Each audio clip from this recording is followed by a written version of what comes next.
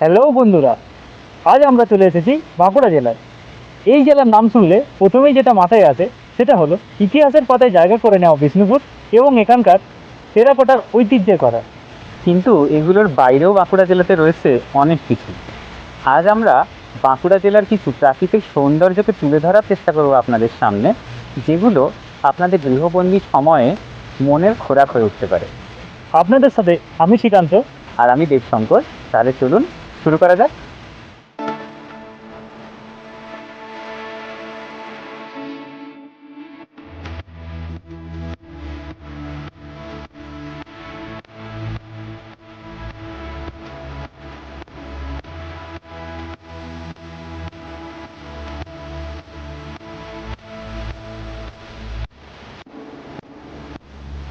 ঝাড়গ্রাম থেকে আমরা যাত্রা শুরু করেছিলাম সকাল 7টার সময়। এখন বাজে 9টা 20। এখন আমরা আছি বাঁকুড়া জেলার ঝিলিমিলি পেরিয়ে কুইলাপাল বলে একটা জায়গাতে, যেখানে যমুনা সেতু বলে একটা ব্রিজ রয়েছে। আপনারা পেছনে দেখতে পাচ্ছেন, হয়তো জলের আওয়াজও শুনতে পাচ্ছেন। আমরা প্রথমে এটা নদী বলে ভুল করছিলাম, তারপর স্থানীয় লোকজনের কাছ থেকে জানতে পারলাম যে এনারা এটাকে যমুনা জোড় বলে ডাকেন।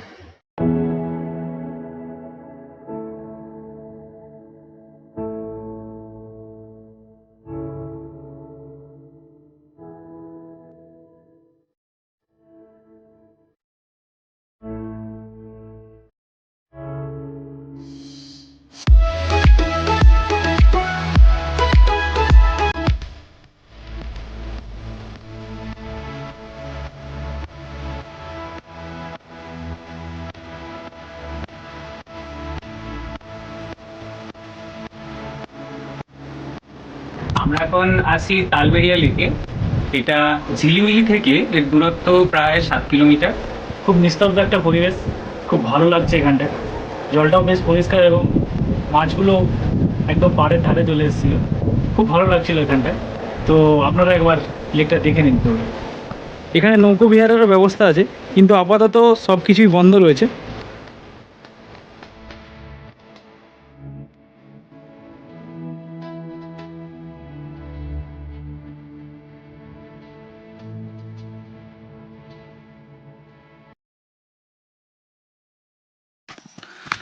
শ্রীকান্ত আমাদের জন্য প্রোটিন শেক বানাচ্ছে।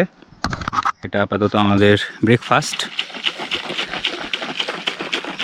জায়গাটা খুব সুন্দর, পরিবেশটা ভীষণই সুন্দর, খুব ভালো সময় কাটালাম এখানে। আমরা অনেকটা সময় এই তালবেড়িয়াতে কাটানোর পর একটু জলপানে বিরতি করে আমরা আমাদের নেক্সট ডেস্টিনেশনের দিকে এগিয়ে যাব। এখানে শ্যুট করার সময় আমরা এত ছড়িয়েছি যে এখানেই আমাদের প্রায় ঘন্টা দেড়েক কেটে গেল। জানি না বাকি জায়গাগুলো মেকআপ হবে কিনা, দেখা যাক। Let's hope for the best.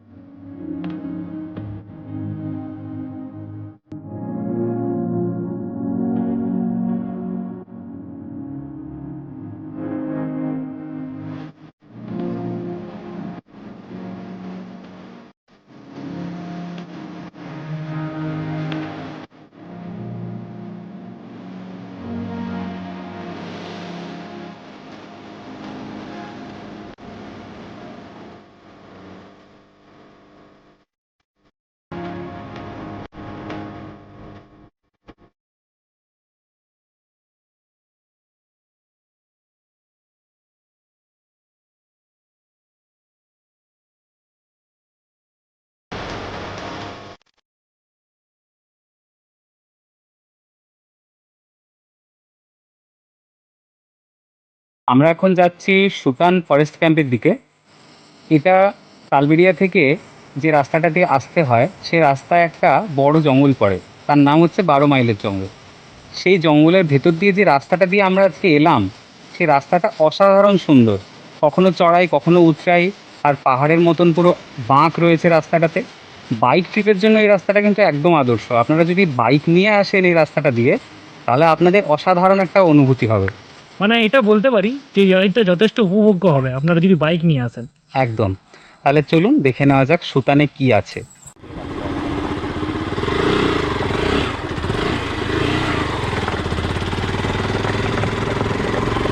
আমি, হ্যাঁ, মানতে হবে না।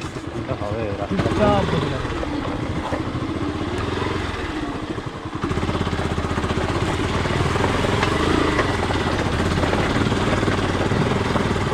এখন আমরা উঠছি ওয়াচ টাওয়ারে। এখানে একটা লেক আছে, খুব শান্তিপূর্ণ পরিবেশ দেখতে পাচ্ছি। ওয়াচ টাওয়ারটা জঙ্গলের একদম মাঝামাঝি জায়গাতে করা হয়েছে, আর এর ঠিক পাশেই রয়েছে পিকনিক স্পট। এখন কোনো ট্যুরিস্ট নেই, কিন্তু এখানে পিকনিক করে, যেটা আপনাদেরকে একটু পরে দেখাবো। চলুন ওপরটা দেখে নেওয়া যাক।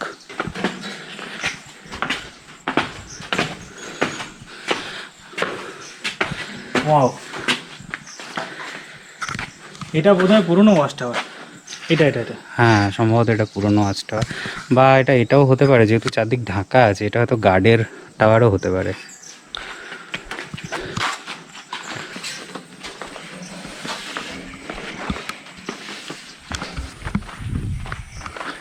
সামনে একটা নতুন বিল্ডিং দেখতে পাচ্ছি। দাদা ওইদিকে এগিয়ে যাচ্ছে। এটা পুরনো বিল্ডিং, যেটা ভগ্নদশায় পরিণত হয়েছে। কি শুয়ে পড়বে নাকি? তো শুয়ে পড়ো। দাদা পাহাড় ডাকছে ট্রেক করার জন্য, চলো। এখানে অনেকক্ষণ বসে থাকার মতন একটা জায়গা। সুতান ফরেস্ট ক্যাম্প থেকে এখন আমরা বেরিয়ে যাচ্ছি। এখানে শুধু একটা গেস্ট হাউস আছে দেখলাম থাকার জন্য, আর একটা ওয়াচ টাওয়ার আছে। এরপরে আমরা যাব আর একটা জায়গায়।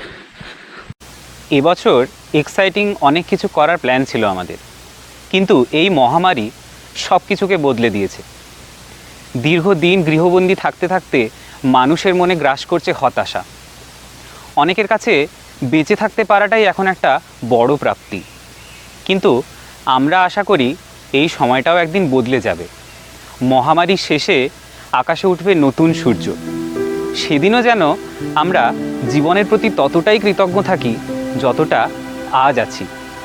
আর হ্যাঁ, আশা করি এর সাথে আমাদের মতো ভবঘুরেদের আটকে রাখা বাঁধনগুলো সব ছিঁড়ে যাবে, আর আমরাও উঠতে পারবো পাখির মতো।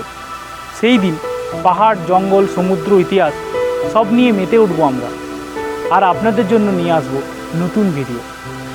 যে ভালোবাসাটা এতদিন আপনারা আমাদের দিয়ে এসেছেন, সেটা ছাড়া আমাদের কাছে সম্পদ বলতে আর কিছুই নেই। আপনারা পাশে থাকলে আমরা আরও অনেক বড় আর অনেক ভালো ভালো কাজ করতে পারব। কমেন্ট করে জানান কোন ধরনের ভিডিও আপনাদের সবথেকে বেশি ভালো লাগছে। ভিডিওগুলো লাইক আর শেয়ার করে আমাদের পাশে থাকুন, এবং চ্যানেলের বাকি ভিডিওগুলো সবার আগে দেখার জন্য চ্যানেলটাকে সাবস্ক্রাইব করে পাশের বেল আইকনটা প্রেস করে দিন।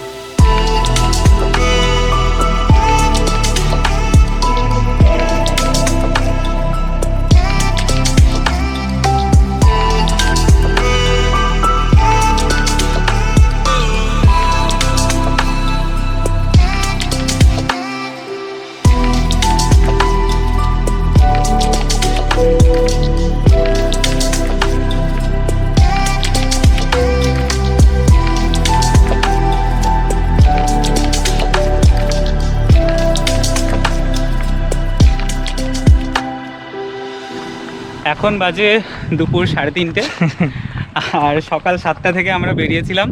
এখনও পর্যন্ত শুকনো খাবার খেয়েই চলছে। তো শেষ পর্যন্ত আমরা চলে এসেছি আমাদের আজকের যে শেষ ডেস্টিনেশন ছিল, মুকুটমণিপুর। বাঁকুড়া জেলার মধ্যে অবস্থিত এই বাঁধটা খুব ইম্পর্ট্যান্ট একটা ট্যুরিস্ট স্পট, এবং কলকাতা থেকে ডিস্টেন্স মোটামুটি 210 থেকে 250 কিলোমিটারের মধ্যে, ডিপেন্ড করছে আপনি কোন রাস্তাটা দিয়ে আসছেন। একটা রাস্তা বাঁকুড়া দিয়ে আছে, একটা খড়গপুর মেদিনীপুর দিয়ে আছে, আবার ঝাড়গ্রাম দিয়েও আপনি আসতে পারেন যদি আপনার এক্সট্রা কিছু দেখার ইচ্ছে থাকে। এই বাঁধটার স্পেশালিটি হচ্ছে এটা ভারতবর্ষের দ্বিতীয় বৃহত্তম আর্থ ড্যাম, অর্থাৎ যেই বাঁধটা বালি, মাটি আর পাথর দিয়ে কৃত্রিমভাবে তৈরি করা হয়েছে। 1956 সালে ডক্টর বিধানচন্দ্র রায়ের আমলে এই বাঁধটির পরিকল্পনা নেওয়া হয়েছিল। মুকুটমণিপুরের এই জলাধারটির জলের উৎস মূলত কংসাবতী ও কুমারী নদী। এখানে যে বোটগুলো দেখছেন, ভরা সিজনে এগুলোতে করে পর্যটকদের নিয়ে যাওয়া হয় জলাধার পেরিয়ে বনপুকুরিয়া ডিয়ার পার্কে। ড্যাম রোডের শেষে রয়েছে পরেশনাথ পাহাড়, যেখানে কিছু দেবদেবীর মূর্তি রয়েছে, যেগুলো ড্যাম তৈরি করার সময় মাটির নিচ থেকে উদ্ধার করা হয়েছিল। আমাদের হাতে সময় খুব কম আছে, কিন্তু এই ড্যাম যে রোডটা, এই ড্যাম রোডের একদম শেষ প্রান্তে রয়েছে একটা ইকো পার্ক যার নাম মুসাফিরানা। আমাদের হাতে সময় কম বলে আমরা আজকে আর এর মধ্যে ঢুকছি না। পরে যখন আবার আসবো তখন এর ভেতরটা আপনাদেরকে দেখানোর চেষ্টা করব।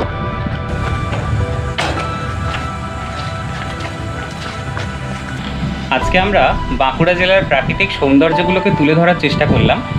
আগামী দিনে এই জেলার ওপর আরও ভিডিও আসবে, বিশেষত এখানকার যে ঐতিহাসিক স্থানগুলো যেমন বিষ্ণুপুর তার ওপর।